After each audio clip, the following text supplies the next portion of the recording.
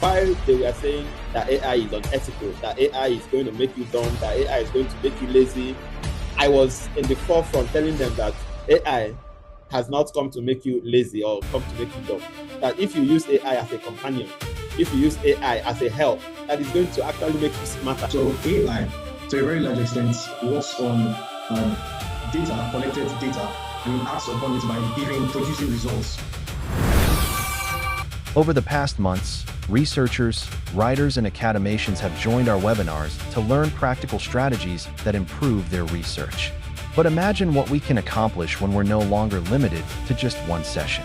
That's exactly why we're launching the Practical AI Skills Bootcamp. Across 4 weekends, you'll master prompt engineering, research productivity, literature review, statistical analysis, data visualization, and ethical AI use.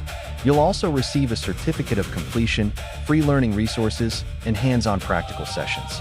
Registration closes August 5th. Reserve your seat today and start transforming the way you conduct research with AI. Don't just attend another webinar. Master AI through practice.